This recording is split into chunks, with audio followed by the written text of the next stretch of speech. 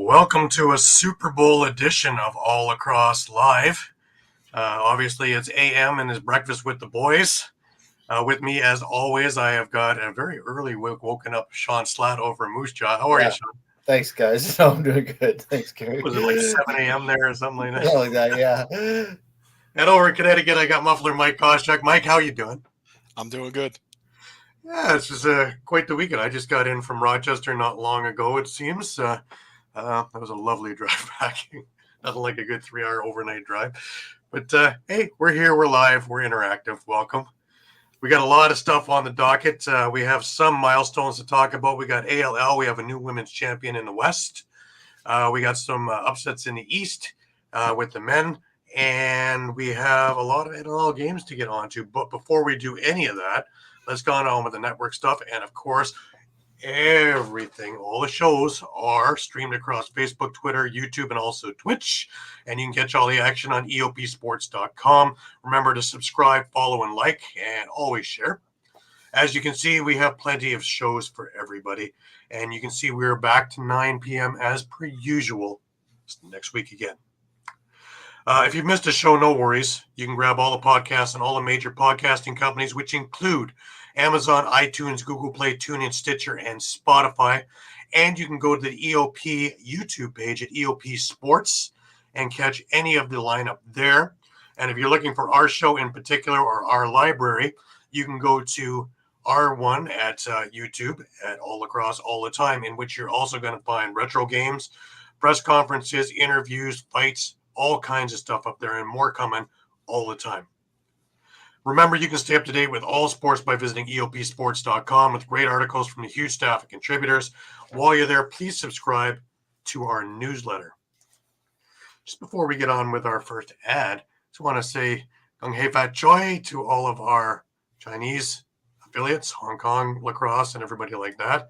Wish you a very happy new year, health and prosperity.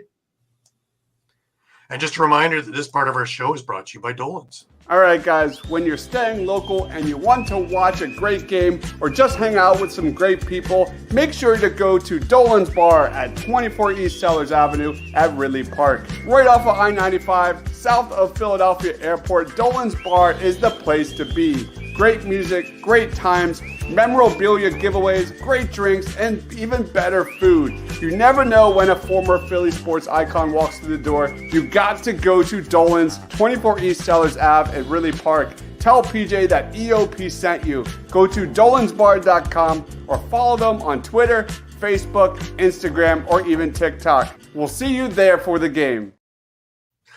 And you know they're going to be busy today because it is Super Bowl Sunday.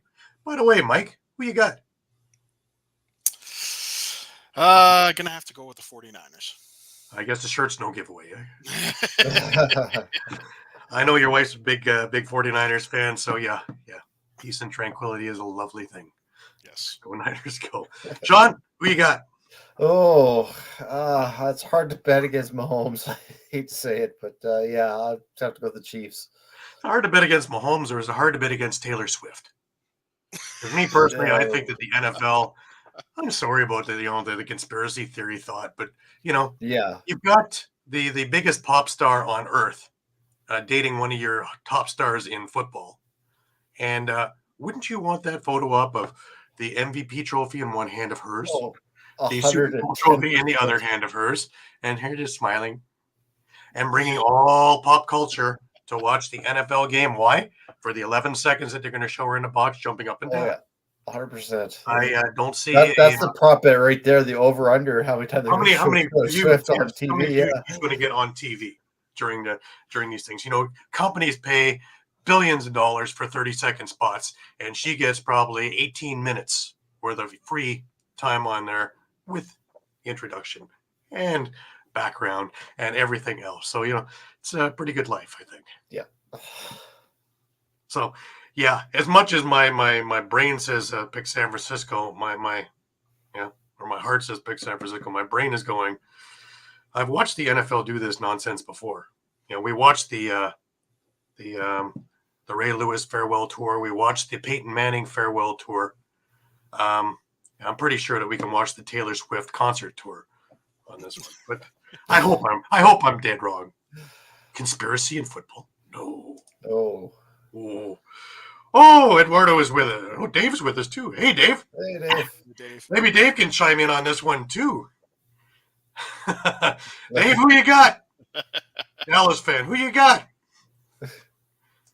Eduardo, good morning. Thank you for being with us. And Eduardo just doesn't think it's going to be close. He's watching it for the commercials. In Canada, we get to see the commercials in about 3 weeks. Yeah. Because we get to see the Canadian commercials dubbed over top of them. Isn't that great? The Ray Lewis going to break the charges to Love it. Hey, happy birthday to Muffler Mike on 214. Hey. Yes. Happy birthday, Muffler Mike. Birthday, Mike. Thank you. That will be part of the part of the tour of the fan club. I'm sure the fan club is getting things together. There's a cake probably in the mail for you.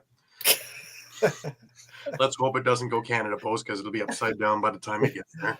It might take forever too. That's true. Yeah, just like it's Might if it's come going next to year. yeah. You might get it in time for I don't know, spring. Yeah. Oh, look, snow in Sean's backyard. We're not going anywhere. We use the tractors to move the snow. Now we're back in the alignment. Don't worry, guys.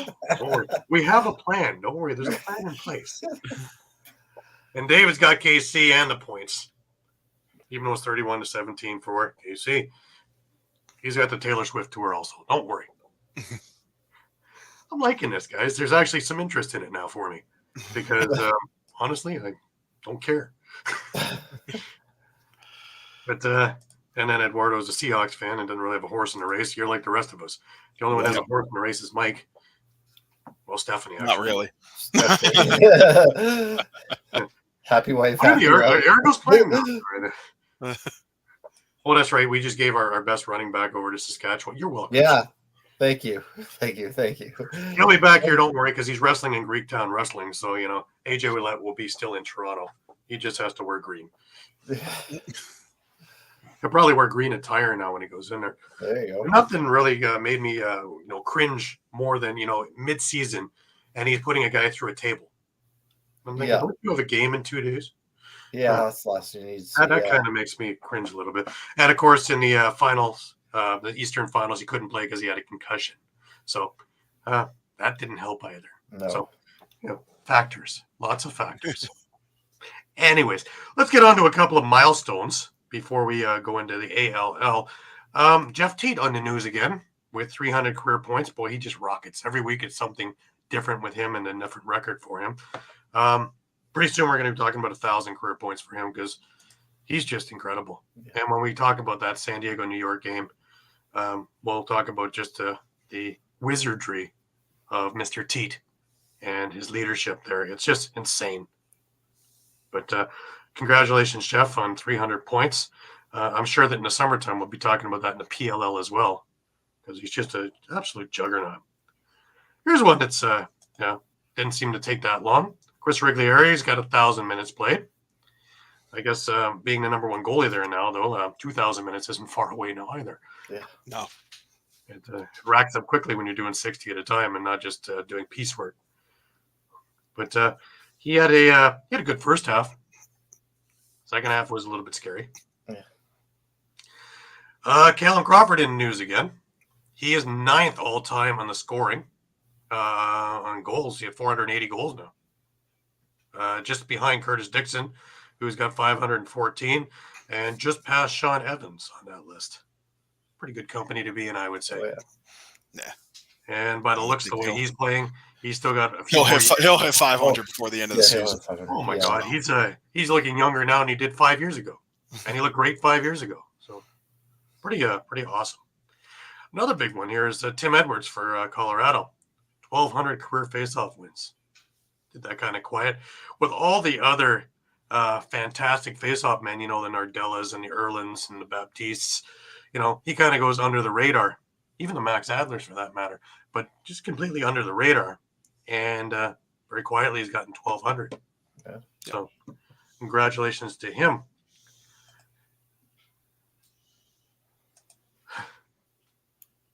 Reeves is singing the national anthem.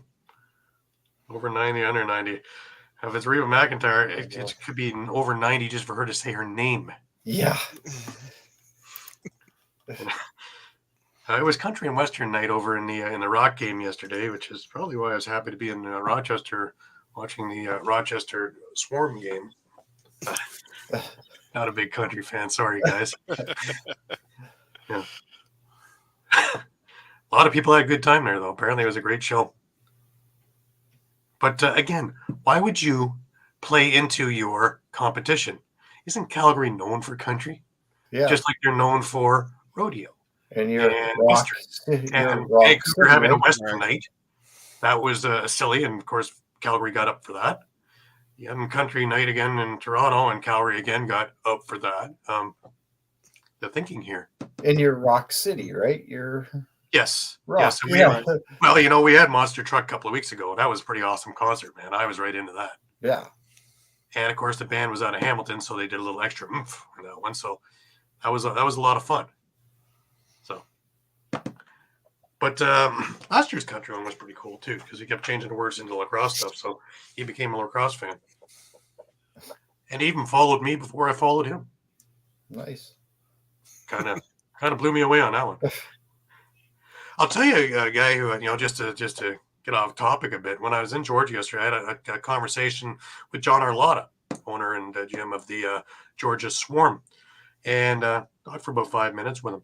Really nice guy, and on point, very on point, and nothing gets by him. He may be talking about this, but you can see his, the mind is always working and sharp, and so anybody has any qualms or questions about the leadership in Georgia, don't. That's a really good tight knit team between Andy Secor, Sean Ferris, and Eddie Como as the coaching staff, as well as Alex Krepensak in there as well. Really, really well coached, and the team is very, very tight knit.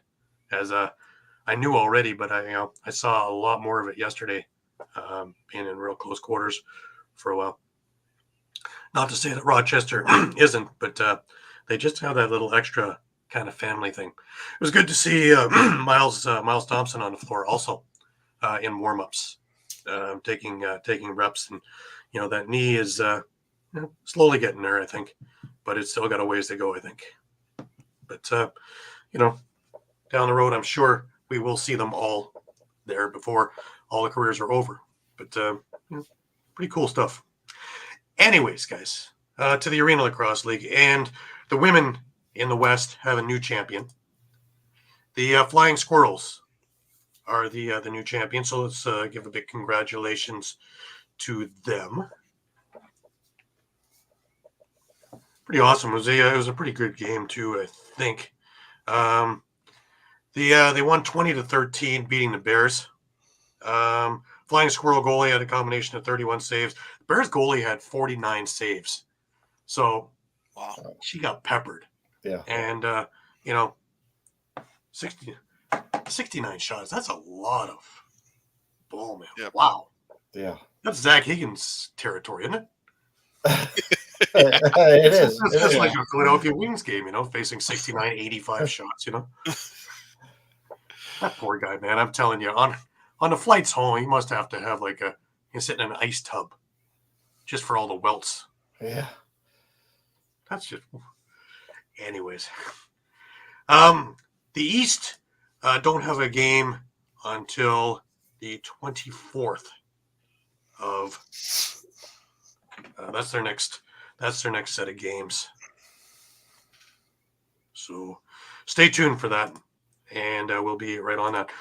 Going to the ALL men's, we have one game this afternoon, and that is the Toronto Monarchs are facing the Six Nations Snipers at 2 p.m. at the ILA. If you happen to be anywhere near there, that is definitely worth your time to go see. We had 3 games so far this weekend.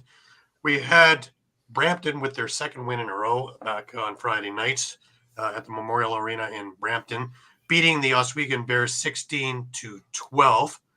So the Bears have had a rough little go of it for the last little while. I think that's 4 in a row that they've dropped. They started out so strong, and now they've just kind of fell right down. They're actually sitting in 7th in the power rankings right now, and waiting on seeing how Six Nations does this afternoon to make that final stay. Brampton is starting to move their way up. They're sitting in 6th and rapidly increasing. Yesterday afternoon at the Children's Arena in Oshawa, in the early game, the Whitby Steelhawks, who are number 1 in the league, faced the Peterborough Timbermen, and really the cream rose to the top. Peterborough's looked great so far this year in their rebuild year after losing all those players last year to PBLA. But the Steelhawks are just too powerful of a team. They beat them 16-8 in this one and solidify their spot as number 1 in the power rankings, while Peterborough is sitting there over in 5th, I believe. The second game of the docket that day was the Oshawa Outlaws and the Paris River Wolves in a battle of 2 versus 3. Oshawa came out on top in this one, 14-10 over Paris in a wee bit of an upset. And that brings a change in the power rankings. That moves Oshawa now into number 2 and putting Paris into number 3 in the power rankings. I told you guys, and some of the coaches there were a little bit skeptical at the beginning, but I told you, Oshawa has got too much talent that they will not be sitting in the bottom end of this power rankings for very long. And you've watched them move from worst to almost first right now as they sit in second. They are an awful good team. I would say even better than last year. And with the leadership of Joe Hiltz as their coach, really have some great lacrosse minds there. Ryan, we know you're on there as well. So they have some great coaches in there, and they are showing that they've bought into the system and they're playing well. And on top of everything, it looks like their defense is starting to play just as well as everything else in there, and they're going to be scary good. So this is going to be a great way to close out the season over the next couple of weeks into the playoffs. We had a couple of games in the West midweek this week, and that was the Grizzlies versus the Eagles at Langley, and the Grizzlies won 13-11. That was on Tuesday. And on Thursday, the Sea Spray faced the Blackfish, and they won 15-10. The Sea Spray did. And if we take a look at the standings, we will see that the Sea Spray is still in the lead with an 8-4 record.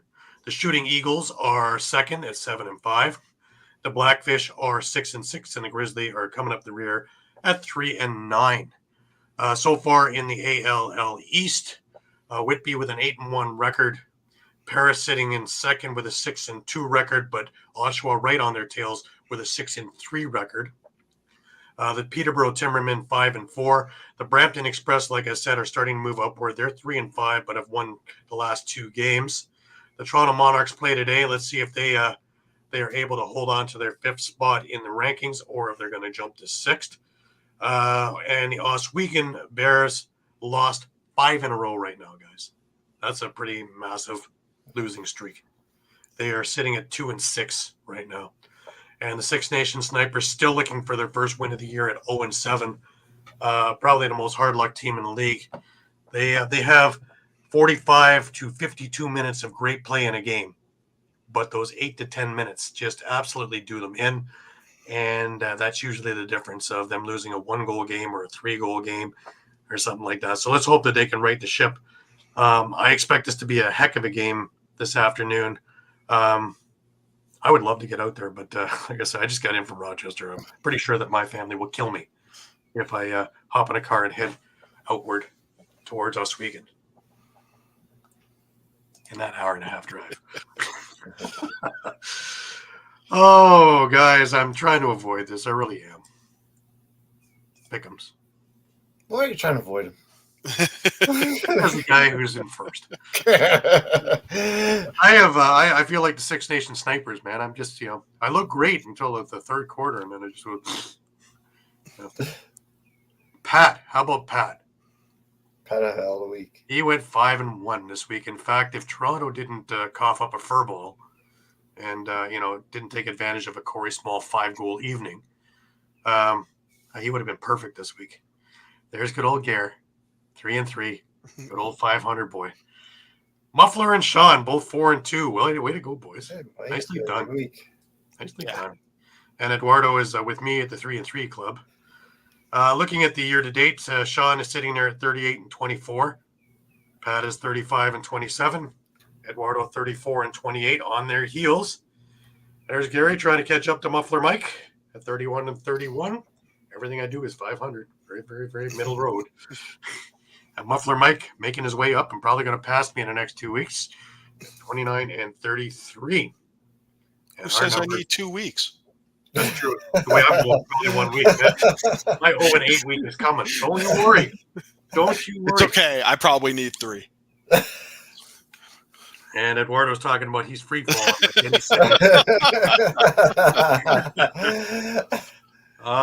My. No, you're not doing so bad, Eduardo. We can always look at mine. Remember, somebody can be doing worse than that. Working with retro, I like to see that Shawn is wearing his stealth cap and his Edmonton Rush jersey. Yeah. I pulled out the Minnesota Swarm jersey just for fun. Love this thing, man. Love these retro things. Awesome. Mike has got his Curtis Conley Tucker out in the Foma jersey on his wall. I love one of my 2. That is a beautiful jersey, and that's just beautiful. Yeah. Very, very tasteful over there. Yes. But yeah. So that being said, blood all over the walls here with my pickings. I'm telling you, man. I was waiting. Eduardo's got a reason. He keeps picking Vancouver and Colorado, and they keep doing them in. Yeah, I pick the Toronto games when they don't win. Yes, that's me. But it is what it is, right, guys? Moving our way into the NLL and our recaps. Our first game of the week was a Halifax victory, and I thought, on Friday I went 2-0, and I thought, this could be a great week. And then Saturday happened. Oh boy. Funny thing is, I picked Georgia, and then I went back and questioned myself. Always go with never go with your first thought. Always go with A, because B is usually wrong. But once again, if you want to make money, just take a look at my picks and bet against me, and you should be retired soon. Anyway, Clark Peterson leads with 3 goals, 3 assists as the Thunderbirds win their 3rd straight game. This was a really good game, guys. Vegas showed me a lot in this game, a lot more than I expect. They've been so inconsistent that I thought that, especially when Halifax got rolling with their 6-goal run, that this thing was just going to be a wash. And it wasn't. They did a lot of kicking, scratching, and fighting. But, the big one there was Shawn Wesley with his first NLL hat trick for Las Vegas, and Casey Jackson with 5 points in this night. The two of them looked fantastic. And with Rob Hellier leading, I think there's a lot of upside here. I don't think we see Vegas enough that we see exactly what's going on there, that this team really does have a lot of talent. And there's a lot of upside to it. Just to get things moving, Wake Red Bowhunter opened the scoring. Shawn Wesley then tied it up. Aaron Wood got the Thunderbirds back on the board, making it 2-1. Dylan Watson tied it up on the power play, making it 2-2. This was how the first quarter went. Banesh made it 3-2. Watson again 3-3. Then came the 6-goal run that just I thought was going to bury Vegas. With 2 minutes 41 seconds to go, Clark Peterson scored on the power play, followed by Woods again, and it was 5-3 at the end of the first. Cody Jamieson with just a gorgeous between the legs, one-handed goal that went low to high to the top corner.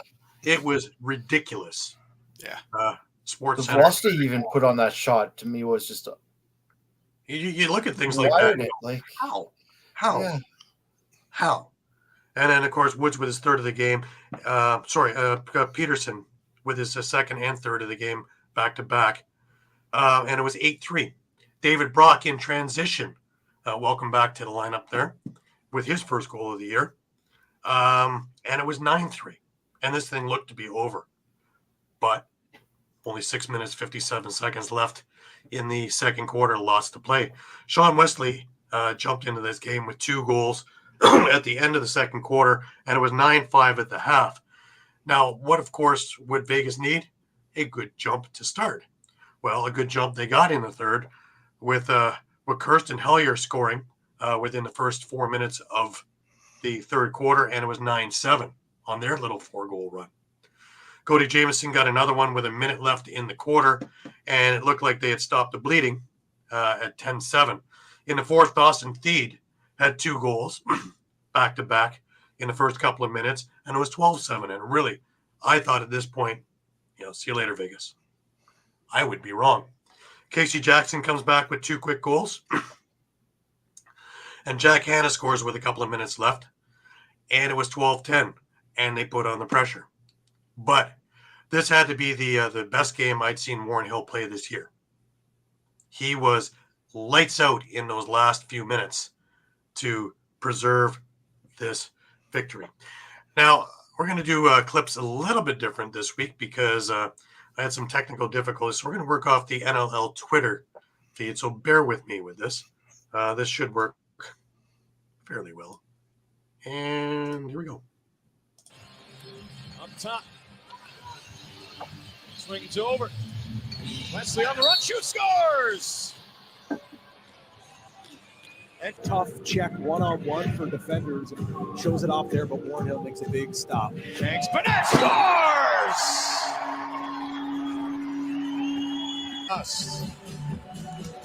Looking for the dunk was Hanna, but he ended up looping all the way, then was broken up. Crease crash there.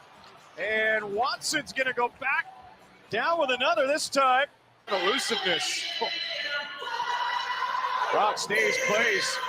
Moved over Woods. Quick 6 scores! Aaron Woods. Penalty kill over. Thunderbirds go back to work. Look at that magic from Cody Jamieson.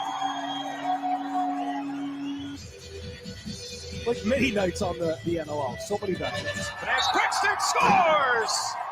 Peterson makes the Desert Dogs pay. That forward quite well, Banesh. Peterson puts the head down, drive, shoot, scores! Clark Peterson. Top makes a great save. Banesh out. Can they turn it around on a home run play? They can. Wesley scores!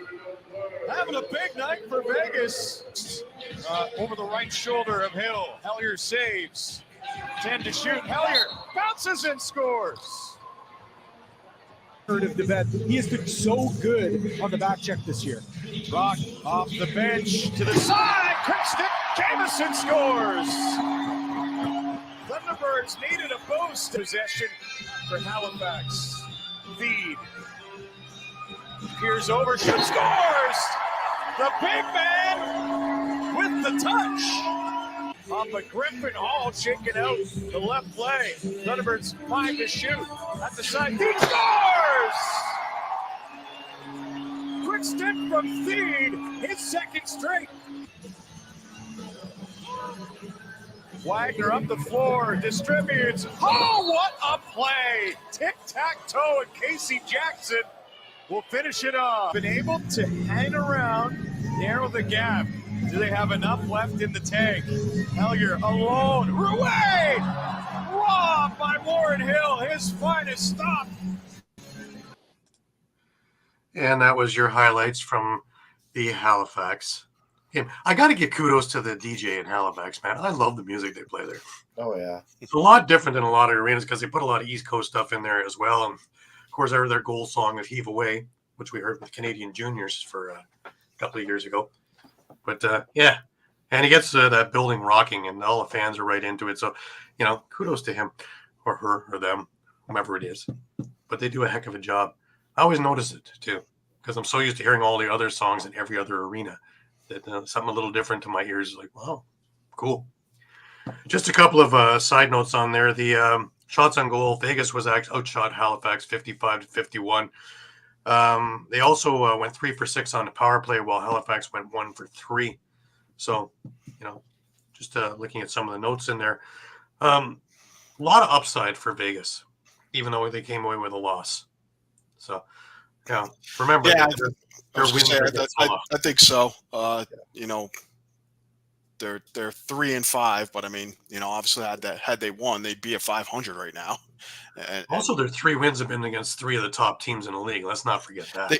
they have. So it's just a matter of I think who's going to show up, and well, let's not discount that Landy Kells is probably facing a lot of rubber too. Oh yeah, over these games. So much like we hear and talk about with Higgins in Philly. Right. He's got to make a lot of saves to keep the Desert Dogs in the game. Absolutely. So, yeah. Absolutely. I was going to say I agree with exactly what you said, Gary. That the talent's there in Vegas. It's just a matter of putting it all together now. And Sean Williams is a hell of a teacher. Just take a look at the Whitby Warriors organization and all the people that are around the NLL from that organization. So he will get his message across there. And, also remember that Reed Reinhold wasn't in the lineup as well. And that's a big piece that's not in there. I found it kind of interesting. I was chatting with Reed on Friday. He had texted me just before the game. It's like, shouldn't he be playing? And then it's like, yeah, he's not in the lineup. I was like, okay. Oh, you texted me from the bench.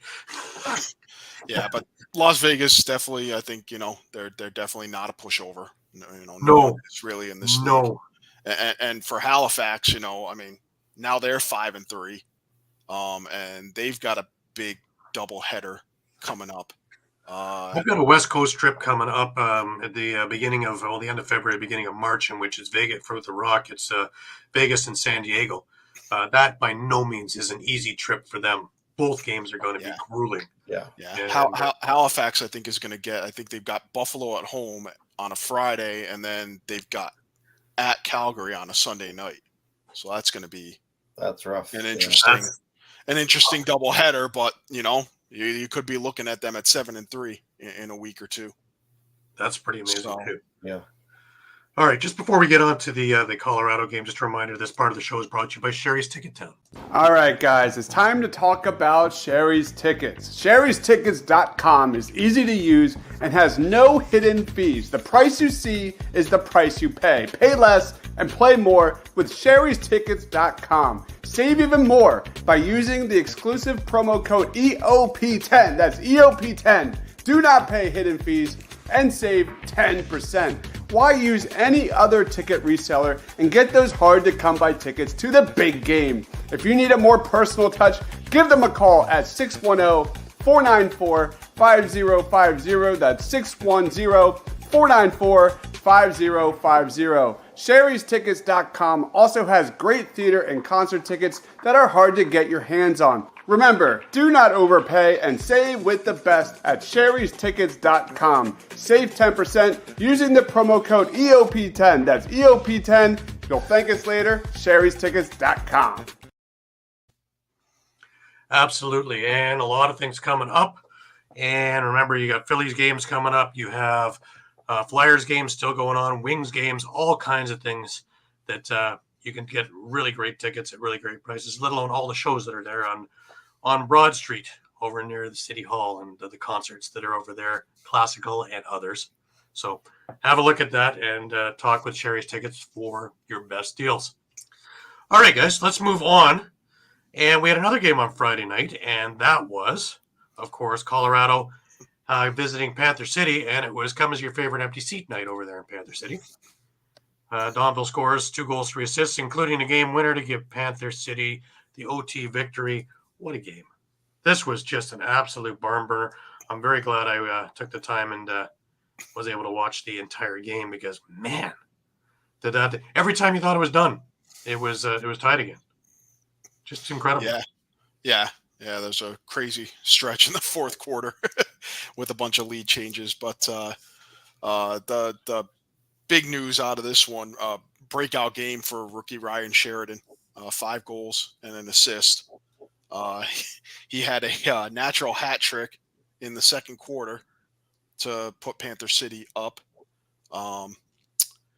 Colorado ends up tying it at 8 after 3, shutting out Panther City in the third quarter. But fourth quarter, the teams combined for 10 goals, and basically Colorado took a 9-8 lead early in the fourth, and then the teams alternated 2-goal runs 4 times to keep flip-flopping who was in the lead.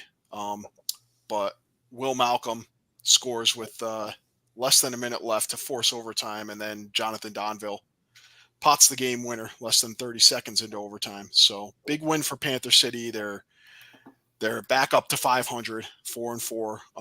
If the playoffs were to start right now, I believe they'd actually be the 8th seed, taking on Albany in the first round game.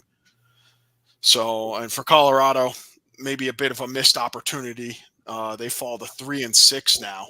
So they're one of the few teams that's already played half their schedule, along with Georgia and San Diego, I believe, as well as Vancouver and New York. To this point now, have played half their schedule. So, what do you think is the missing ingredient there, Mike? Something in Colorado just isn't clicking when push comes to shove. Is it Ryan Lee? It can't just be that. He can't be that integral to the lineup that if he's not there, it just can't get over the hump. And we've seen in the past. And we've seen in the past they can play without Ryan Lee. They won a championship without him. Yeah, and I guess maybe I'm a bit baffled by the transition game. And I know, Joey Capito's been in and out of the lineup with injuries, but, I'm not seeing I'm not seeing the same maybe kind of level of persistence in pushing the transition game, which I find strange because, you still have Gilly, you still have Jordan Gillis, you still have Robert Hope. You got some big guys who can move in Brett Craig and Sean Kriwakon. The other thing that's coming to me is that in years past, Dylan Ward has been able to do the Matt Vince, steal a game here and there. I don't think he's costing them games, but I don't think he's stealing them games either. I think he's just average Dylan Ward this year. I don't think that knee injury is 100 or groin injury or whatever it was from the PLL is 100%. I just don't. I think at times he doesn't feel it or it feels fine, but I think at times it's still bugging him. It's the only explanation that comes into my head. Could be, and if we see at the end of the season he's going for surgery, then we know for sure. But yeah. But I just something. He's not the Dylan Ward that I have seen over the last number of the years, who have been to the finals twice, won one, and almost stole one the second time around. Yeah. So it just things like that just kind of stand out.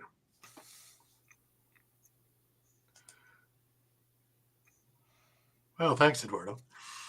Have a case of the yips. Somebody got to speak, right? More people chatting. He's on his game this morning. Eduardo, did you get some sleep last night? That's amazing.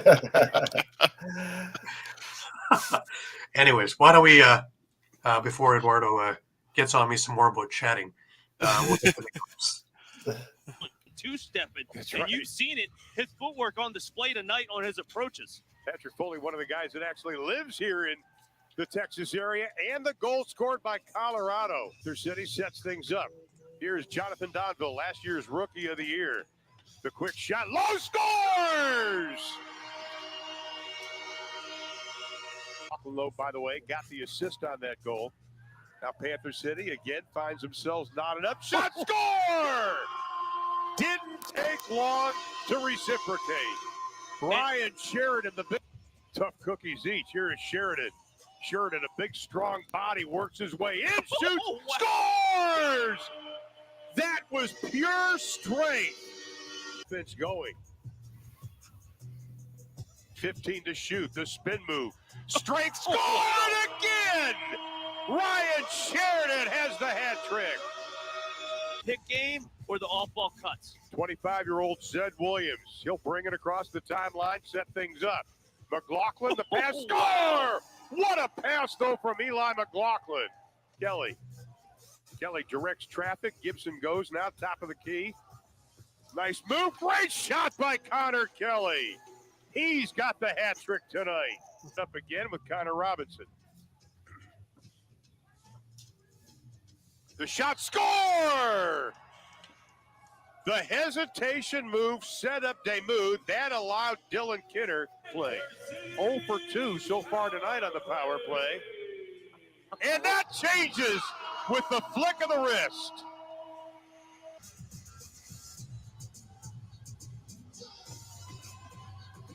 Quick shot, Ooh, score! there you go. Will Malcolm, his second of the night. And again, Connor Robinson, near side. On the goal, score! Straight in on Nick Demuth. Zed Williams with his second tonight. Sheridan to come over and join Panther City. It was a good move for the men in purple. One-timer, score! And Colorado takes the lead on the power play. I thought so. Inside pipe it rang off. Malcolm had a good shot. Nice fake. The shot, score! Ryan Sheridan is fourth. It's left to play in regulation. The quick move, the shot, score again! Ryan Sheridan! Buddy, we need to go to Vegas tonight. It's to play. This is where Panther City, they want to play with the big boys. They got to beat the big boys, and they didn't on that. Good job by the one-timer. It's like he sets the pick. Stays up on top. Pass inside. Score! With 2:15 to play in the ball game. What a play by Colorado. Donville, back to Malcolm, back to Donville. Malcolm looks, scores! Shutting off Crawford from behind. So we're going to play 4 and 4 up top. Crawford tried to see. What a goal! It wasn't the prettiest, but Jonathan Donville's goal will count. Absolutely. Tell me, how many of you thought this game was over when they scored with 2 minutes left? Colorado. Oh yeah. Yep. Yeah. Yep. I And thought. lo Yep. and behold, Yep. I was getting ready to put the article together, which will be coming out a little later today, and it was Panther City, another one that got away, but wow, talking about staying power, eh? Yeah, statement, and a lot of the multi-goal scorers on both sides, all of them digging into their bag of tricks, finding different ways to put the ball in the back of the net.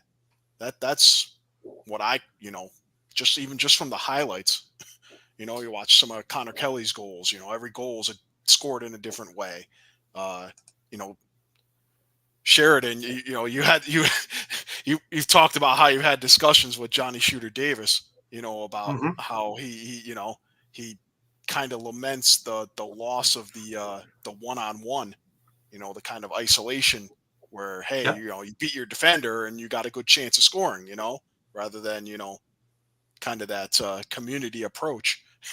And you saw Sheridan in that natural hat trick, twice pretty much bull rushes his defender and get by him to be able to make those goals happen. So yeah, Sheridan had a great game, and they interviewed him at the half, and he was talking about very, very mild mannered guy too, and sure enough, he has this monster game. So, yeah, kudos. No, but I think that team is they're buying into Coach Tracy Koloski's philosophy, and they know they've got nothing's going to be given to them. They've every game needs to be a statement game for them right now. Yeah. And again, it comes down to Demuth. If he plays well, they have a great shot of winning. Absolutely. But he's still not at that stage of complete consistency, where every now and again you get those games where it's just whoa. So they have that to overcome, but he's getting there. It's a lot more consistent than it was. Yeah, and that comes with, I guess, the minutes he's putting in. All right, let's move over. We're going to go to the Toronto-Calgary game, and this was the back end of the home-and-home series in which the Roughnecks faced Toronto in First Ontario Centre in Hamilton. Shawn? Yeah, and Calgary came up on the positive side in this one, 11-10. A little bit of shocker, I think. I didn't think anyone really saw that one coming. Especially the way it happened. Yeah. Hey, birthday boy's with us. Happy birthday, Yeah, Patrick. birthday, Pat. Welcome. Yeah, they just couldn't find an answer for Christian Del Bianco. Del Bianco had 44 saves. Like they peppered him with shots. Yeah, and Gary Cavaliers, there's points too where I found that they were trying to shoot from the outside again, and they were finding when they got their success, it was coming from the inside. But again, they're just It's a weekly thing, isn't it? yeah. The big thing I think here, Shawn, is also the end of the second quarter. You're playing for the final shot. End of the first quarter. I'm sorry. Yeah, the first quarter, yeah. Playing for the final shot.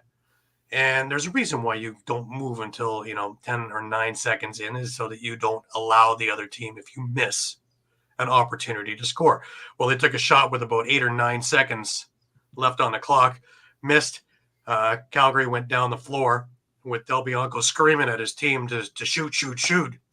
And sure enough, Robert Hudson gets his first goal of the year into almost an empty net with Tom Schreiber trying to protect it on his knees. Yeah. And it's little things like that turn the momentum around. And those are the ones that catch you at the end. It was. Then where did Toronto go in the third quarter? That's very unlike the Rock to get shut out like that. Yeah. Obviously, the changes that were made on Calgary worked, and Toronto did not adapt to any of the changes, which is odd because Calgary was leading 6-5 at the half, right, to make those kind of changes. And really, Calgary did what they did the week before, only with more success, was their transition game. Yeah, and we kind of talked about it a couple of weeks ago before too, when Kostiuk was talking about going 1-for-1. Again, that turning point where Hudson scored with 1 second left, they kind of just went 1-for-1 for the most part in the second quarter. They did get that 2-goal run with Lintner and DeSnoop, but for the most part, they couldn't grab any momentum. Yeah, no, Corey Small, that was their offense. The rest of them were kind of silent. Even Mark Matthews with a couple, but nothing really of any substance. Mike, hold your nose. Oh boy. There it is, yeah. Plenty of season left. Plenty of season. Good for you, Patrick. As I sit on the bottom looking up going. I'll remind Pat who's in first place right now.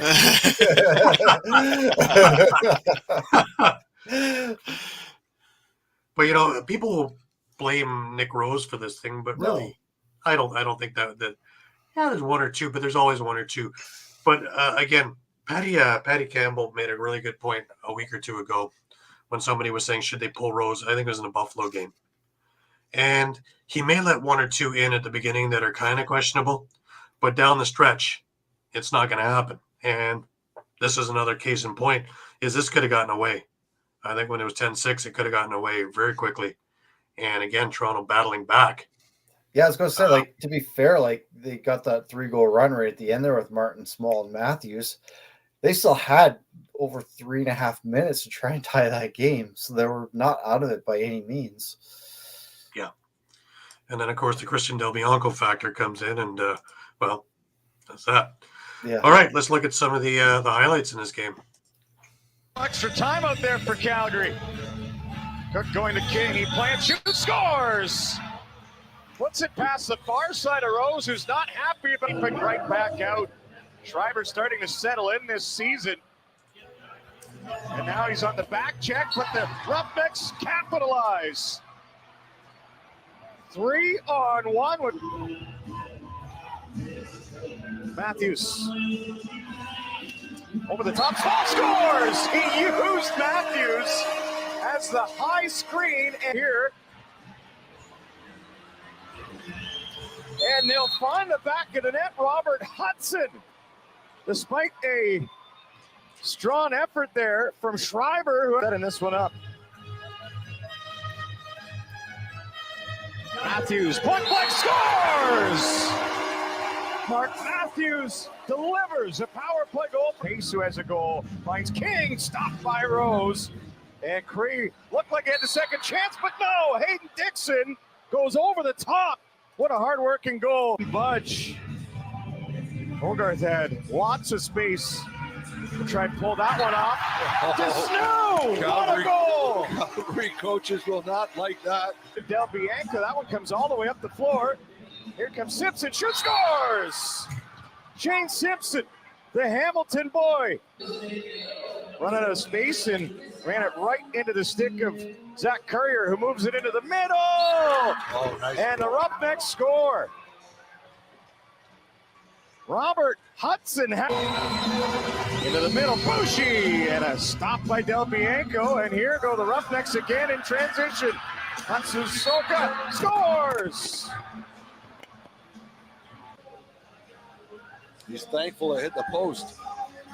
Josh Currier swims to the front, shoots, scores, down low, beating Rose, out of the corner, and it just whizzed right by the Toronto net. Salvaged by the Roughnecks, outside shot, how did he bury that? King put it in from long range. And Cup, and I thought, this is just a proud dad. They don't even have a junior A team, and sure enough, it was that group. Josh Sanderson, Rusty Cooper in the game. And they're going to be a little happier now because and responded to that save. Looks a little ginger in the crouch. Small scores! Back to back from Small in Toronto. Tyler Pace looking for an opening. Out in front, they score! The Roughnecks work it in their favor. Schreiber, Rogers, Matthews, Small, scores! It's his night! And he's got 5. Matthews has some room, scores! No doubter from Mark Matthews. All right. So Toronto drops their second of the year, and things tighten up again. Interesting, eh? All righty. Yep, and it makes for interesting weekend next weekend when they go to Laval to take on the Riptide. Yeah. So Red Hot I mean, that is that is going to be a huge game for both teams.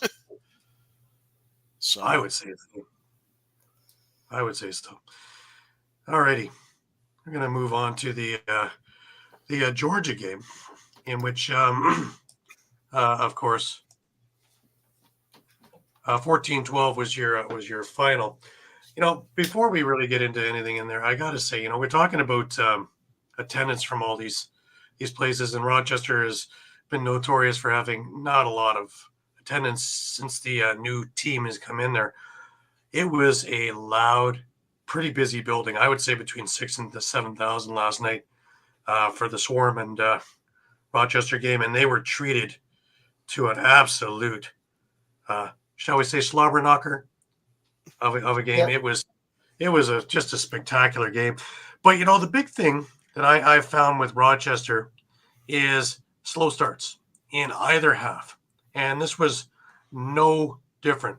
For this game, before it started, well, just after it started, they're already down 2-0 in the first couple of minutes, and things aren't looking good. In fact, that whole first half, it was counterpunch. Every time they got something together, Georgia had the answer. Seth Oko opened up the scoring, followed by Brandon Bombery for the 2-0 lead. Austin Hazen got a beauty goal just to get it back to 2-1. But then Brian Cole, with just 6 seconds left in the quarter, makes it 3-1. You're going to hear his name a lot in this because Brian Cole had 5 goals in this game. It's funny because at the half, Andrew Q had 3 assists, but the best was yet to come when we get into the second. Opening up the second quarter, Lyle Thompson on the power play. You probably hear more of him, but they had him bottled up pretty good last night. He only had 1 goal. That was it. Rochester woke up at this point. Ryan Smith and Ryan Lansbury went bang, bang, about a minute and a half apart, and it was 4-3. Brian Cole with a power play goal made it 5-3, followed by Shane Jackson with an absolute beauty, which made it 6-3. Thomas McConvey, there's another name you're going to hear a lot. First overall pick from 2 years ago, showing why he was that pick. Just an absolute stalwart horse out there. He really is making himself known, even off ball. He's a big body, in good shape, and really can open up the lanes for guys. It was 6-4. Brian Cole again before the end of the half made it 7-4. And again, Georgia looked like they had this thing well in hand. Rochester didn't have many answers in that first half for the Swarm. Coming out of the intermission, Andrew Q scored 2 quick goals. The first one just 56 seconds in. The second one on the power play a couple of minutes in, and it was 9-4. And this looked like it was going to be a runaway. Austin Hazen got one back on the power play about a minute later, and it was 9-5. But Brian Cole again in transition scored to make it 10-5. Cue the Rochester comeback. They wound up scoring, I think it was 7 of the next 9 goals, and made this a game. Connor Fields scored to make it 10-6, followed by Kyle Waters with a dive from behind the net. Now, he's a big guy and a big body. For him to dive from behind the net, that's like a freight train coming at you, and caused a lot of havoc in front, needless to say. But the thing made it in, and it was 10-7. McConvey scored again, and it was 10-8, and things started looking a little bit iffy on the Georgia bench, and the building was starting to come to life. Jordan McIntosh scored on a goal that was reviewed just to see if he was in the crease, and it took forever for them to look at all the angles just to make sure, because it was on a breakaway. Brian Cole fed him, and they thought maybe he had his foot, but it was deemed out of the crease to the side, and away they went. It was 11-8 at the end of 3. Thomas McConvey again with a goal made it 11-9 to start the 4th. Andrew Q made it 12-9 and gave them a little bit of breathing room. And again, cue the comeback. Ryan Lansbury made it 12-10. Ryan Smith on the power play with about 6.5 minutes in made it 12-11, and things really were rocking inside the Blue Cross Arena. Then the roof came off the place. Ryan Smith scored 2 minutes later unassisted, and this game was tied. All the momentum going towards Rochester. Riley Hutchcraft looking great in the second half, in that just completely stifling the Georgia offense. Enter the last 6 minutes of the game, in which both teams had a goal called back. Both goals were reviewed, and both were deemed no goal. And enter the final 35 seconds, and Georgia comes up with final place. Lyle Thompson, doing what Lyle Thompson does, over to Brandon Bombury, who saw Andrew Q in close. You made no mistake. So with 24.8 seconds left in the game, Q gives Georgia the lead, 13-12, on a beauty goal. And with the goal he pulled, Brian Gold got his 5th goal of the game into an empty net with 4 seconds left, and there you had it. Your big scorers. Of course, Brian Cole, 5 goals and 2 assists. But really, the biggest one there was Andrew Q, 4 goals in the second half to go with his 3 assists in the first half. Just an absolute spectacular game from Q. Lyle Thompson, quietly with a goal and 4 assists. But boy, when you look at him, he's always moving and always drawing the coverage, which opens up the floor. Shane Jackson didn't have the Shane Jackson-esque night, but that didn't matter. You had other guys working and moving things around. Brendan Bombury had a monster game. He had a goal and 3 assists, but was able to do a lot, big body again, able to do a lot of movement in front, opening up shooting lanes. It was, again, really great to see Miles Thompson in the pregame, so hopefully we'll get to see him soon. For Rochester, big games, Ryan Lansbury with 2 goals and 5 assists. Connor Fields, not a Connor Fields-esque night, but again, a goal and 8 assists. He was the quarterback to everything going on out there, and doing about 1,700 miles running back, forth, around, and just trying to find the empty lanes, because the Georgia defense is quietly under the radar, but very, very solid. They don't get pulled away from their duties too often. Sean Ferris has got them rolling real nice. Ryan Smith with 3 goals and 3 assists with another monster game. And, of course, Thomas McConvey with 3 goals and an assist. Big in net.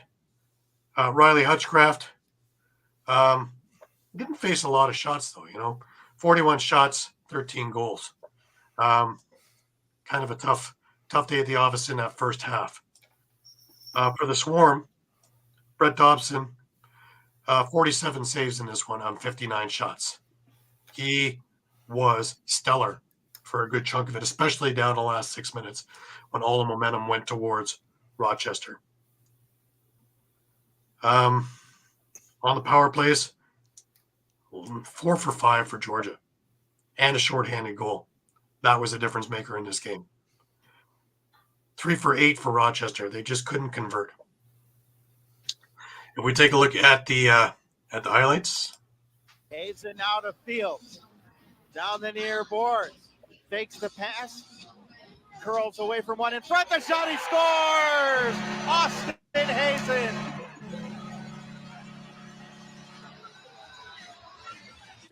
Scoops it up. He's got a man on the back post. That's Jackson. Looking, feeds it across the shot. He scores.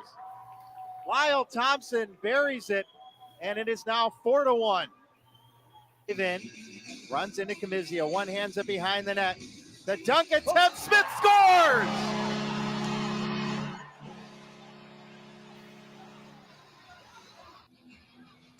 And that one is gobbled up. Picked up by Liam Burns. Now fed in front. The shot, he scores. Shane Jackson. Low to Hazen. Back across now to Fields. Cutting up top. Fields got a lane. Feeds it over to Smith. Driving in. Across the shot. Hit the crossbar. Follows up and scores. McConvey. Make that pass. They've got to get it faster. Over now to Q. Driving in on goal. Scores. Side to side and see if they can get him out of position. Fields over to Smith in front of the net. The shot, he scores. Austin Hazen buries it. Excellent power play. Cole's got it. Now over to Oakes. Fed across now in front of the net. The shot, he scores. Brian Cole again. Finally corrals it behind the net. The dunk attempt, and he scores. Waters.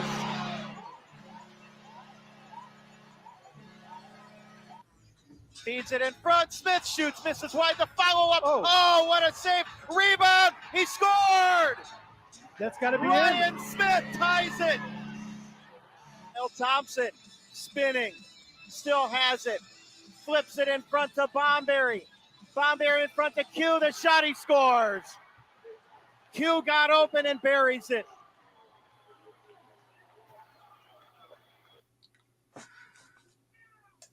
And that was your game. The funny thing is, every time they show the corner, I see myself taking pictures. If you want to see a lot of really great pictures, go onto our site at All Across All the Time on Facebook. I got about 75 or 80 really great shots of this game, action shots. So please feel free to share them or take them or do whatever you like with them. But yeah, there's some fantastic action shots of just how great a game this was. It was a feisty game, guys. There was a lot of spirit. Military Appreciation Night there as well. A lot of feist in there. So it's a fantastic evening, and they really put on a really great show there in Georgia or in Rochester. So if you have a chance to get out to the Blue Cross Arena, do. It is a fantastic evening, and it's not an expensive evening as well. So please, by all means, I love it out there. I look forward to going back again March and April for a few more games there, plus playoffs with any luck. Yeah, well, that may be coming into question now. I mean, they've dropped their Well, they're on fifth a straight 4-game after skid now, right? Fifth 5-game skid now. after starting 3-0. Yeah. They've dropped their last 5. And for Georgia, now you played more 5-3. games than anyone else. You're 6-4 after 10 games. Yep. The last 5 of your remaining 8 games are at home, and that includes the rematch with Rochester in the season finale. So you got to be feeling pretty good about yourselves. And I think it was 2-3 weeks ago, we discussed, where Georgia needed to be before that 5-game homestand. And I think we pretty much thought, 9-4, 8-5 would be pretty good. And they look like they're on pace to be around where we think they're going to be. That's an interesting question, Mike. Time to get rid of Hazen. I don't know. You got a coach that's got over 100 wins in the league. He is a staple in Rochester. His son's one of the stars on the team. I don't think it's the offense. I think it's the slow starts and the defense. And I also think having Rylan Hartley hurt really put a crimp into this year's plans. Because who was the backup to Hutchcraft? Doug Buchan. That's the backup. Yeah, I was about to say the exact same thing, Gary. I think that's the big thing is when your starter's out, and take nothing away from Hutchcraft, but when your starter's out, that can make a big difference. Yeah, like by no means do I think Riley Hutchcraft had a great night last night, but he did have some really big saves when it really mattered. And the goal to beat him by Q, he wasn't stopping that. Yeah. That was a breakdown in defense where Q was able to get through and score. And that's what Andrew Q is known for doing, is putting those ones in. And if you're going to leave him alone 5 feet outside, he's going to score every single time. And injuries, yes. The last 2 years, that's been the big thing with Rochester. Last year, if you remember when they started 5 or 6-0, and all of a sudden had huge injuries, and their transition game went south, and the defense went south, and a few other things went. And then they finally got it back on track. And of course, they ran into that hot Buffalo team that just destroyed everybody in the playoffs, and you really can't do anything. But you make another good point. Coach has been out. That's huge. Coach, Knight's been out. Turner Evans has been out. So that's it's been a revolving door. Yeah. And the defense as well, all kinds of trouble, just gelling. And of course, with Hutchcraft back there and not Hartley, you have a whole different style of a goalie back there that you have to adjust to. And, for most of the game, great. But there are points there where you expect maybe the Hartley kind of save, but it's Hutchcraft there. And you're not in sync with your goaltending. Maybe you're not doing the switches that he's calling. And, again, that leaves guys open. And being where I was situated, which was on the one corner, which gave me a great vantage point of the inside the transition line, inside the restraining line, and up the floor, and watching how this all works. You could see where things were discombobulated at times, and it just works that way. Again, I don't think it's coaching. I don't think that's the issue, and I don't think a coaching change. Now, who are you going to get? Are you going to get this better than Hazen right now? Who's out there? I don't know. Yeah, that's a good point too. So it's tough because probably mid-season you're looking internally. Because mid-season you're probably looking internally until the off season. And who's going to step up there? Yeah, your offensive coordinator's new, right? And you got Patty O'Toole doing the goaltending and a lot of the defense. Yeah. I guess I would ask, do you think they need the same kind of reaction from Mike Hazen that Vancouver was getting from Kurt Malosky 2 weeks ago? It's possible. I don't think that's Mike Hazen's style. Or is it another way around, like what you said, Saskatchewan? Maybe it's a coordinator that goes, an assistant coach that goes, just as a wake-up call. And Brian Cole's with us. Hey, thanks, Brian. Yeah, some excellent games. But yeah, you're right, Sean. You're right. It just, I just don't think that's that's the answer. And Hazen's not one to be screaming up and down. That's not him. Never was. Never's going to be. But is he intense? Yes. Yeah. If you look at his press conference, which is on my article, you'll see that he's succinct to the point. But again, was this? Can you blame the refs? Hell no. They had a great game last night. They stopped a lot of things. That thing could have run out of control quickly because, like I say, it was feisty and tempers were running, and they weren't overzealous with penalties, but they were able to diffuse situations quite a bit. It's always funny watching Josh Hiltz, who's the smallest ref out there, jumping in between these guys. He is fearless. He has no problem jumping in between these guys. And Josh is a friend of mine. He actually messaged me before the game going, I hope you don't chirp me too bad. Dude, I'm usually backing your calls. It was good to see him after the game, too.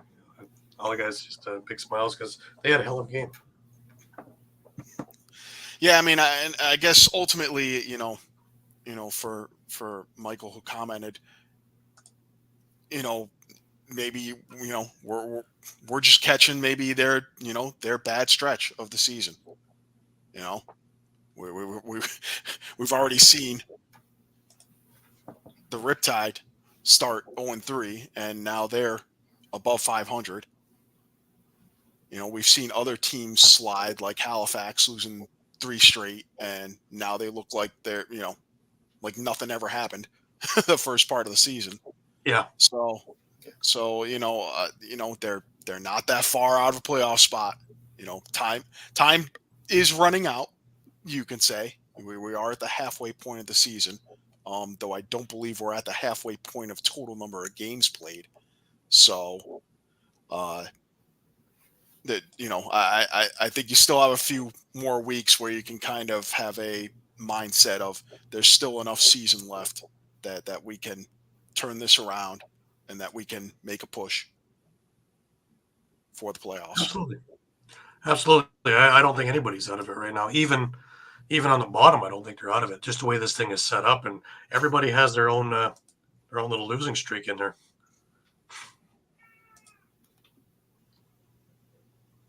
It's the season. Interesting. I just think that again, this Rochester team, they're one of the highest scoring teams in the league. If they can reel in their defense, you're going to start seeing them blow out teams. But it's about the defense and goaltending getting on the same page. Again, following along with the switches that Hutchcraft is calling.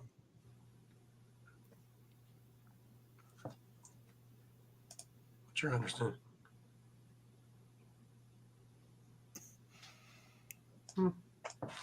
I guess. Yeah. I guess. Anyways, let's move on, guys. We have the in my opinion, the upset of the week. We have the San Diego New York game. And it didn't look like this through most of the game, did it? No, not at all. In fact, when I checked, it was something like 7-2 or something like that at the half, and it's just like, what the? Yeah, 7-2 at the half. But San Diego offense, disappeared. But maybe you have Cam Dunkerley to thank for that. Dunkerley made 52 saves on the night, and basically held the Seals to 1 goal in the second half, and shut them out in the fourth quarter. So if anybody has any questions about Dunkerley, I mean, this was a big statement. I think that Cam Dunkerley's ready to be the guy in net for New York. Allowed the Riptide to slowly climb back into the game. Yeah, I mean, just obscene second half. I mean, I kind of felt like it was over at halftime, and coming out of the gate in the second half, the Riptide did cut the deficit to 3, pretty short order. Then Austin Stotts netted his hat trick goal, and at that point it's 8-4, and you kind of think, okay, well,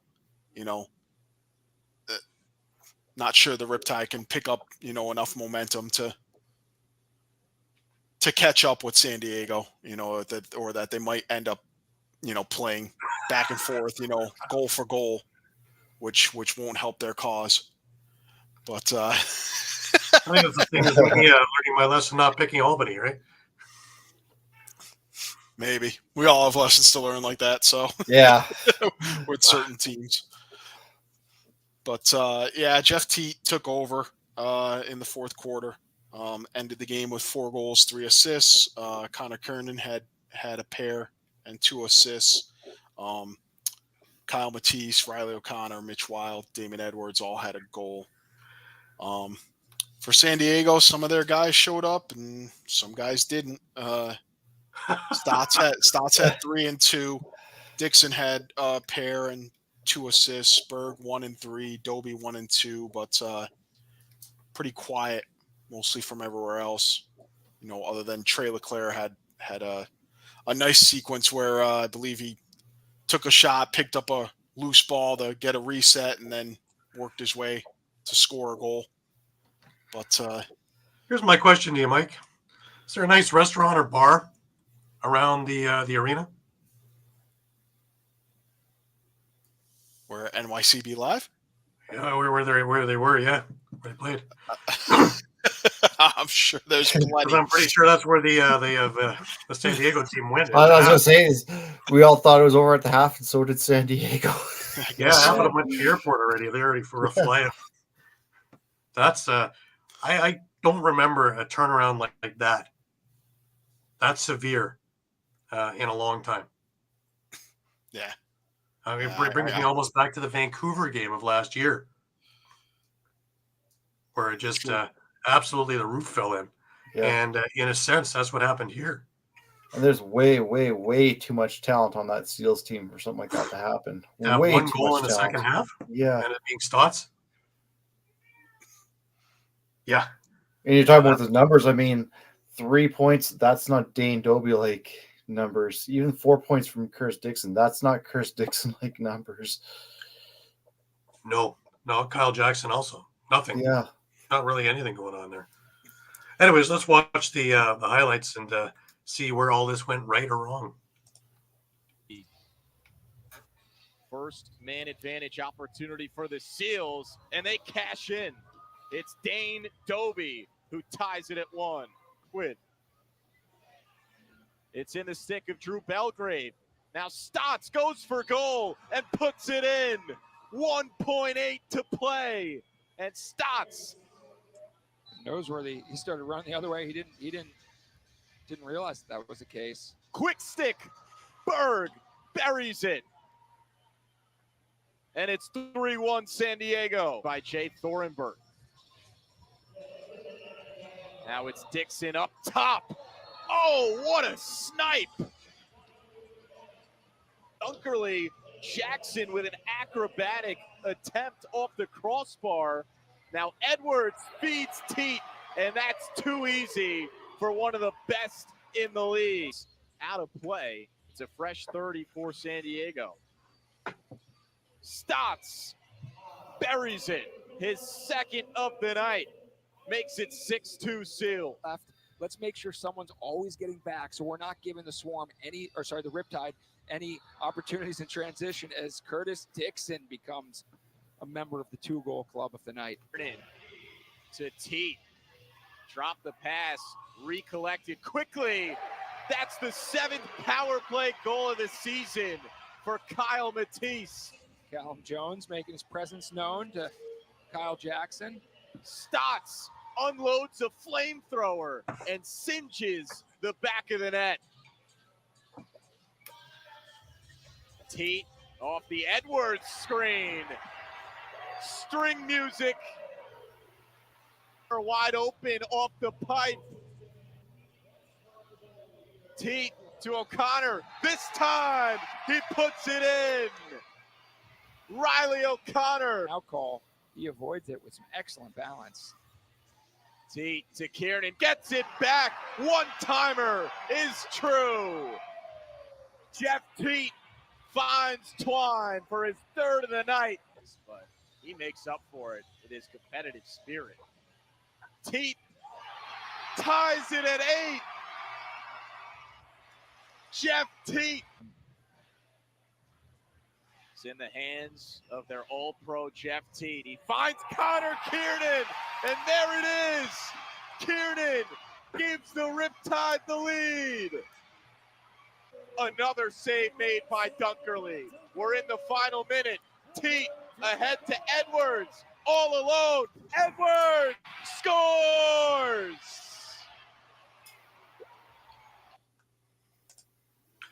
And there you have it. The highlights or lowlights, depending on who you're cheering for. I'm amazed, I'm amazed at the half differences. And just, what do you guys think about these Marvel jerseys? Oh, I thought they were amazing. So anyone in any of the areas, if you can get out to the superhero night, whatever your home team is, get out there because those jerseys are amazing. And we'll see the Vancouver ones shortly, which I thought were even better than these. Yeah, I was going to say I wasn't a huge fan of this one, but I like the Vancouver one. I was going to say I love the Vancouver one, but yeah, the New York one, I felt it's kind of like the meme with the 3 Spider-Men pointing at each other. I don't know. But, I like the one in Rochester. It was Military Appreciation Night, and the military jerseys that they have up for auction look pretty sharp as well. But yes. I'm waiting for the, obviously for the Rock one to see. I've seen them do the superhero night before, and they look pretty cool. But not my cup of tea, really. I like the retro ones. Do we have any idea what the Toronto ones might be? Haven't seen it yet. No, nothing yet. I wonder if they're going to be modeled after the Thing from the Fantastic Four. Wouldn't that be great? Yeah, it'd be pretty sweet. I really hope that there's something of a little different. Just everything is so cookie cutter that I'd really love to see something a little bit cutting edge on this one too. But again, they're working with Marvel, so there's only so much they can do, right? So right. Yeah. But anyway, just before we get to our last game to recap, a reminder: this is brought to you by Philly Sports Trips.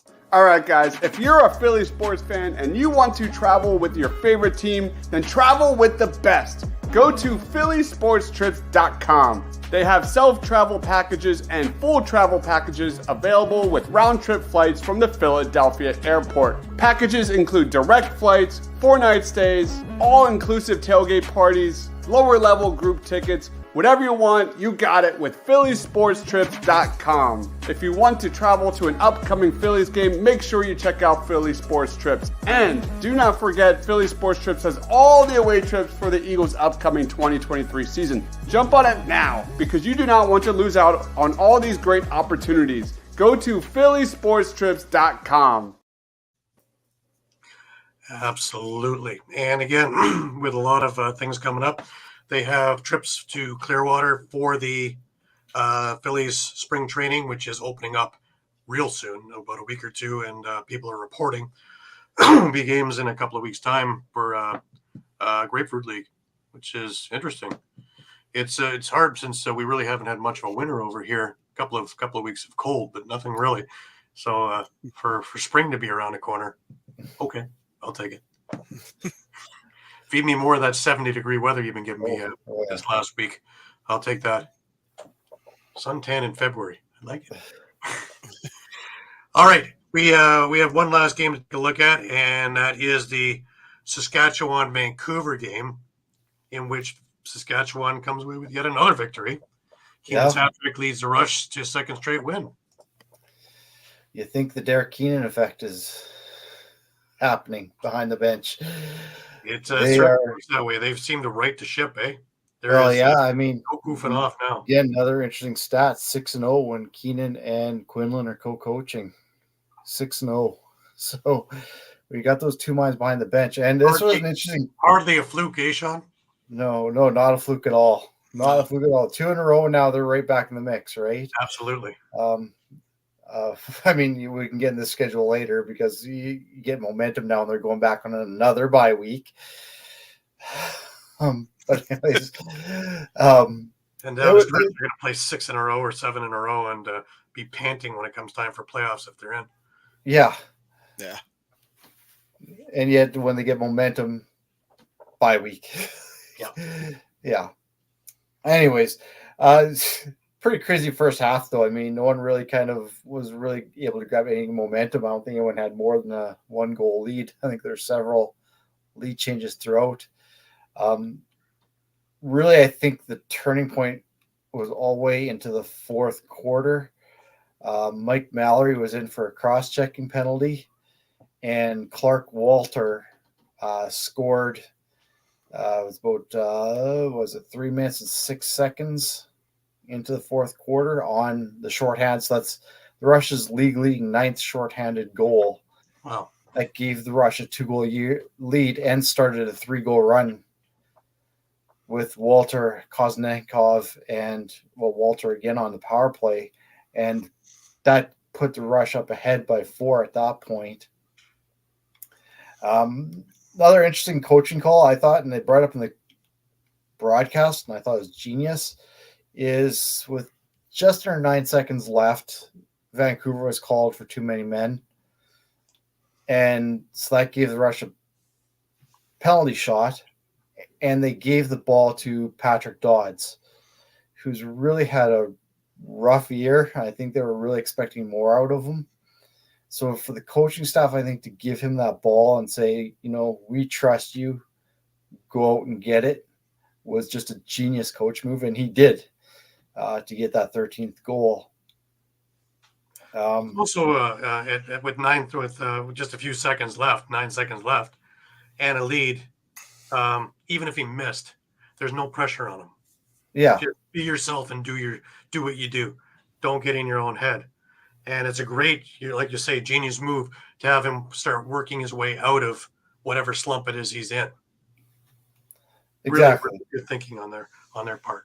Yeah, I mean, it seems like a small thing, but I think they just got to get Patrick's confidence back, right? Especially when we start talking about him in the next few weeks, scoring more and more and more, we can actually pinpoint it to this particular move here that got the ship righted.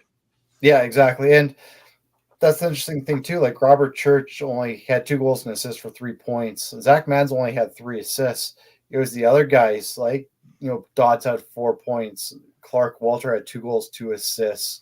As you mentioned, Ryan Keenan had a great game with a hat trick and 3 assists. It was a collective effort, and even Keenan Bell got in on the goal scoring with a pair of goals too. The guy's just kind of in the lineup right now with Holden Garland out. He's kind of holding his own. What do you think is the thing to put your finger on for Vancouver now? Is it Bold? Is it defense in front of Bold? Is it, again, like we were talking with Rochester, the discombobulation of the defense and not doing the switches that he's calling? Is there something there that we're not seeing, you think? That's a great question. I was going to say maybe the offense just isn't getting the runs they need to get. No, like they didn't really get anything of any runs, really. I mean, I was going to look at the score sheet again here, but they had I don't think they had any more than a 2-goal. They had a 2-goal run in the second quarter, 2-goal run in the first quarter, but nothing more than a 2-goal run. Yeah, because the guys who are supposed to be doing it are silent. So we really. Well, that's the thing, I guess, 13, let's take away the penalty shot for a second, 12 goals. I mean, not great, but not horrible. I mean, it's around league average, so. Yeah, but if your offense is coming up with 9 goals. Yeah, you're not going to be winning many games if you don't get scored double digits in this league. No. But 47 shots faced, 13 goals, average. Again, he's not going to steal you a game.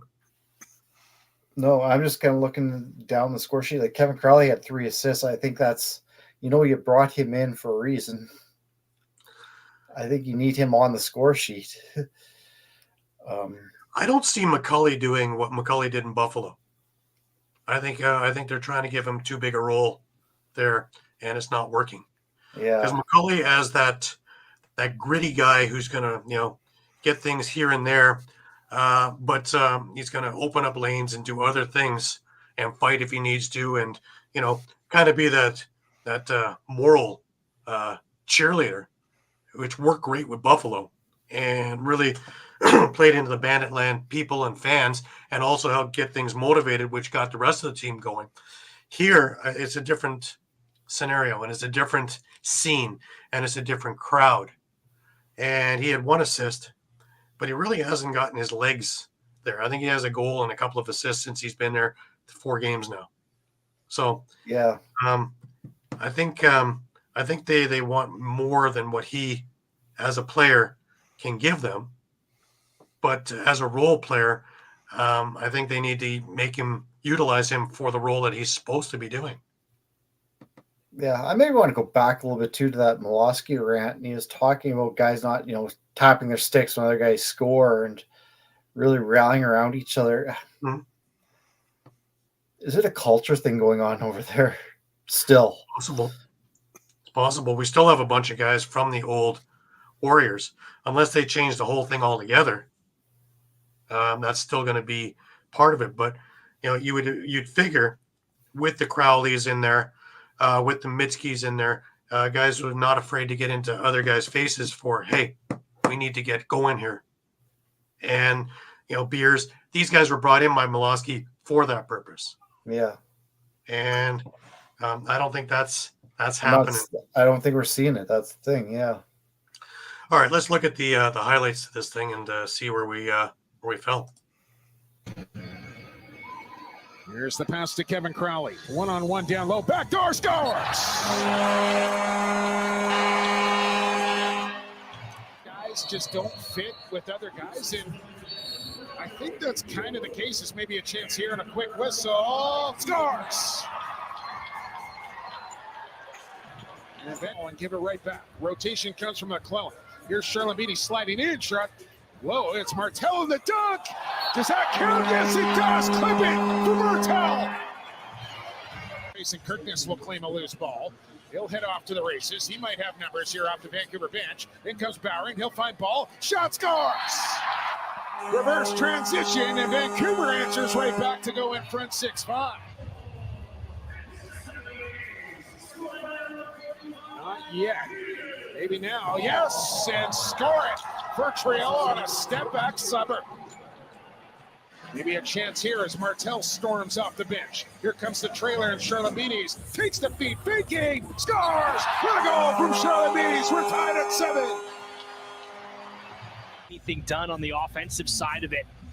Here's Messenger with a head of steam. Look out. Scores! The hammer delivers a nail. Right past Aaron Bold in the rush back in front. To see them try to get Zach Mans open, get him a look. Been quiet tonight. Keenan, man stepping in. Keenan over the top, scores. Oh, he just picked the top corner with absolute precision on the power play. And Keenan with a hat trick in the rush, lead by 2. Those days, I do too. But those days are gone. Yeah. And even around the National Lacrosse League, there's no gimmies on the calendar. Oh, Martel and a dip and dunk. In a 2-goal game. Yeah, just got to move your feet there. Kneznikov from long range.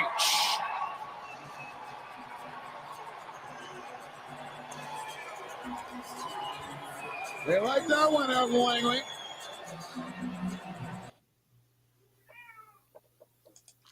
And there you go. I noticed that the crowds are really, really coming out to these Vancouver games now. They are. So, yeah. I guess if there's one positive, it's, since that rant, we've certainly seen their level of compete, skyrocket. So, I don't think this loss was for lack of a level of competing.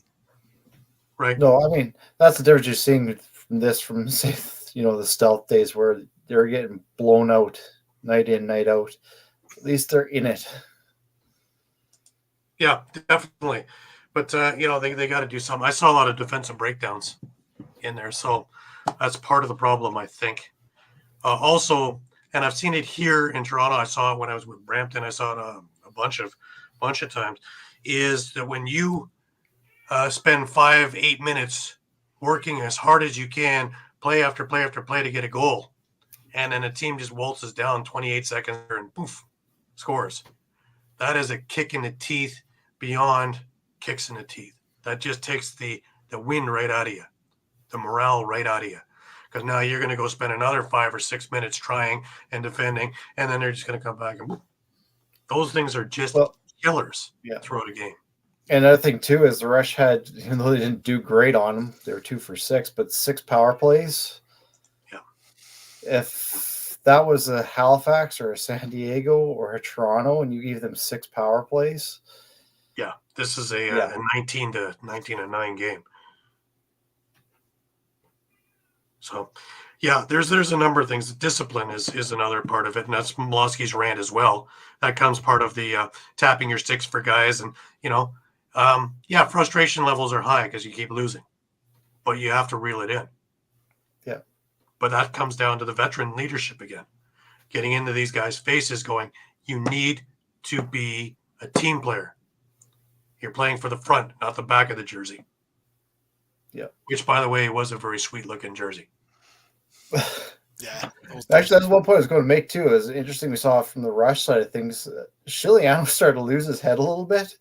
And I thought, oh, boy, we've seen this story before, right? Yeah. But he held it together. Hopefully we don't see it again. That is a Keenan factor. Yeah. There would be a television timeout in which he would be going, but Keenan's not going to rant and rave and scream. Keenan's going to be very calm and calm him down and get him back in net. That's a Keenan thing. Well, that's the one point Jimmy Quinlan made the last game, is that's the factor that, like you said, Keenan brings, is that calm factor. Keenan's not the guy who's going to be jumping up and down the bench, yelling and screaming. He's even keeled through the whole game. Yeah. That's Jimmy Quinlan. Jimmy Quinlan. Yeah. I mean, I think that's maybe where Jimmy Quinlan falls short a bit, is he still's got a little bit of that player fight in him, right? Where he can get fired up. Yeah. Well, it works 6-0, right? With the two of them together on the bench. Yeah. Numbers don't lie. All right. Let's have a look at what's upcoming. We don't have as big a week. There's only 5 games on the docket for next week, but a couple of really big ones. The first one is the Friday night game is Buffalo against Halifax. And that's one to circle on your calendars, because both teams have gotten, well, they've had their little spurts, and now they've righted the ships, and both are hot. So this should be a really interesting game. And both goalies have been looking great lately. Absolutely. Oh, yeah. Then we got the Laval game also Friday night, which is Toronto against the New York Riptide. Again, the Rock coming off a loss to Calgary, in which really they didn't look Rock-esque. They didn't look good. Their offense wasn't rolling. Their transition game was bottled up. It was a Corey Small show. And then, of course, New York is just rolling. And talk about night and day. From the team that started at the beginning of the year that Toronto kicked around like a can to the team that they're going to face now, that's a whole different team. Yeah. Amazing how Stephen Keogh made that much of a difference. Because since he arrived, that's when this team turned it around. You want to talk about leadership? That's exactly my perfect example. Yeah. That was a Rich Lisk. We got to find a guy like that and get him. And sure enough, just that extra in-your-face tough guy who's going to lead by example, score any way he can, but also be a big enough force on that floor and in the dressing room where if you're not pulling your weight, he will put you in a corner. And I'd say he's lit several fires under several guys. Oh, yeah. Absolutely. You got guys who've done Kyle nothing. Matisse, Larson Sundown, Matt Marinier. Look how Callum Jones and Zach Deacon are playing right now. Let alone the other thing that we talked about is that right side needed awakening, and him alone has awoken that side, let alone getting everybody else there on fire too. Yep. And the defense and Dunkerley, again, it's a theme I keep coming back to, are on the same page. Maybe not all 60 minutes of it, but a lot more than it was at the beginning of the year. Absolutely. Yeah. Because I watched Dunkerley get hung out to dry against Toronto the first time around over in Hamilton. And I haven't seen that type of a game. That might have been the awakening game. Because after that game, everything has looked much better and improving every single week for the Riptide. That's the thing with the leadership is where you have to stand up in the defense and say, hey, you've got a young goaltender in Dunkerley. You can't do that to him. That's also where having Ladistur as a head coach comes in too, because Laddie known for when he played his toughness and his stay-at-homeness. He had a few goals here and there, but that wasn't what he was there for. And that kind of idea. Remember, when he was with Georgia, he was the offensive coach because he knew what the defenses were doing, and it worked enough to win a championship. So, you're talking about a very high lacrosse IQ. And now, with these guys in and a Kehoe in there to help, marshal or sheriff what's going on, where it doesn't have to come from the head office, from the front office. Yeah. Now you got things, and your Legion, Sergeant at Arms, if you want to call him that. He was the ultimate warrior here. I'll call him Sergeant Kehoe over in New York, and I think that's a huge thing. So this is going to be a big game to see how this plays out. We also have one more Friday game, and that is Philadelphia heading into Las Vegas. And again, two teams both playing inconsistent, but two teams that both have the talent. Another interesting one. Yep. We move into Saturday, and we have a pair of games there. We have Colorado against Albany. Smart money says Albany, but which Colorado team shows up in Albany? True. And, now they have Albany has that weight of, hey, we open up the season. Now we're on our skid, What do we have to do to not make it like Rochester's? Right the ship. Yeah. Very good point. And there's enough talent and there's enough gumption in there. And can they all get on the same page, really? It's weird. And is Jameson going to be back in net for Albany? That's the other big factor. Yep. With the bye week, maybe he's healthy enough he goes in. And you have Halifax on the back end of their double on the Sunday against Calgary. Weird. 7 p.m. Eastern game, according to the schedule. Somehow, that's 4 p.m. Western game is just, especially for Halifax, who are already in the time zone, is earlier than us. Yeah. Right? They're an hour earlier than we are here. So, my God, talk about getting your head screwed on backwards. So, yeah, I wouldn't be surprised if they trek out right after the Buffalo game. Just they would have to give them a full day to reset there. They'd have to, because they're playing in Halifax, right? So that's a long trek. Yeah, first it's a long trek all the way across the country, 2 different time zones. And again, a lot of these guys, the Austin Shanks, the Jake Withers, a lot of these guys are from the Ontario area. So you're going back an hour, and then you're going you're going forward an hour, then you're going back 3 hours. So your internal clock is completely messed up. Screwed up by the time Sunday afternoon rolls around. Oh yeah. So they're going to need to be on a totally different regimen of sleep and whatever. So yeah, the second that game's over in Halifax, they'll be on a plane to try and right the ship on Saturday and try and get a little acclimated to the time zone, and hopefully that they're good to go, full of energy on the Sunday. Weird schedule. Yeah, and do we have a timetable on Randy Stotts to return? They were talking about it on Friday, and they didn't give a set time, but he was close, they said. So who knows? Maybe this weekend, maybe the following. But the sooner the better. Mind you, they are rolling right now, but that's a huge piece that's not in there, right? Yep. Yeah.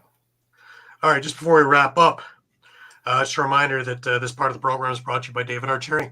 All right, guys, let's talk about Cherry Law Firm. If you get hurt at work in a motor vehicle accident, personal injury, or affected by criminal law, you got to call David Archerry of the Cherry Firm. Call 610-565-0300 or go to cherryinjurylaw.com. Let David Archerry fight for your rights. Again, That number is 610-565-0300. That's 610-565-0300, or go to cherryinjurylaw.com. Let David R. Cherry fight for your right. Absolutely. Sue me, dog.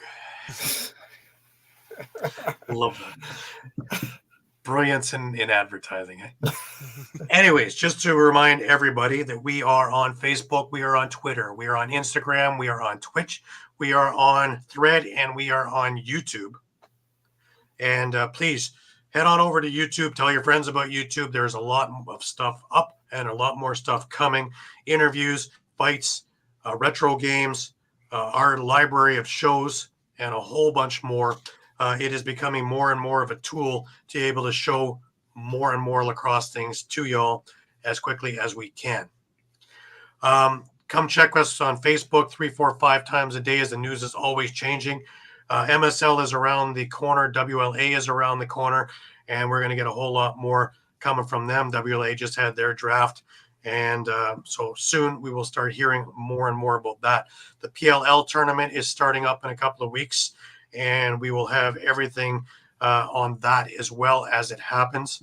And there should be more coming out of World Lacrosse for the World Indoor Lacrosse tournaments for both men and women upcoming. The Rubeski tournament is coming up in April. I will be there as well, and we will have everything for that. So there's a lot of news coming on everything that can keep your heart busy, as well as the Canadian University Field Lacrosse Association. We should have some announcements partnering up with them as well to get as much information as we can with that. And, of course, NCAA down the road a little bit. Busy, eh, guys?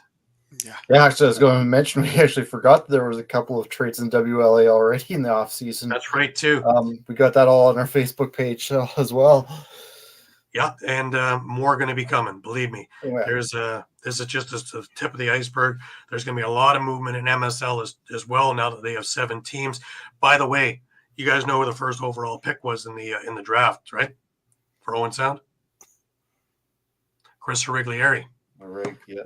He is with the Owen Sound North Stars, or whatever they're calling themselves, Owen Sound Lacrosse Club or whatever. Anything but bug juice.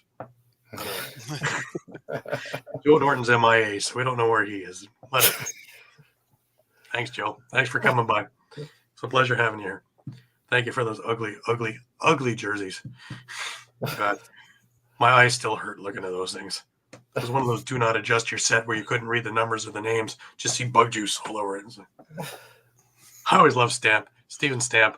Always I call him the Brampton BJs. You can't make this stuff up, guys. No. Anyways, next week we're back to 9 o'clock, our regular slot. There's 1 week at the beginning of March where it's going to be a little bit strange, probably a Monday night show because of flights for me to get back from San Diego, from doing the Vegas-San Diego rock excursion.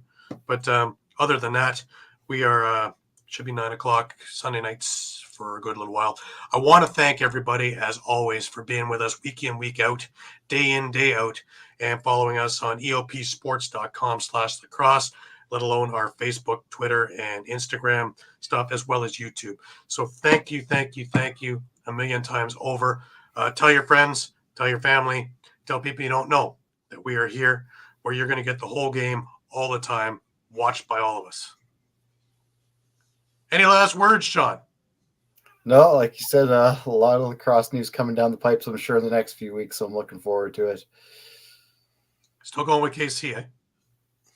Yeah, I think I have to, yeah. Any last words? Taylor Swift effect. Taylor Swift is it, yes. Yeah. But look for an article, another panic button article for this year. Probably later this week. We're gonna take a look at some of these teams that are struggling and see if they need to push the panic button or just ride it out and buyers or sellers. Here we go. So, yep. Absolutely, that's going to be great.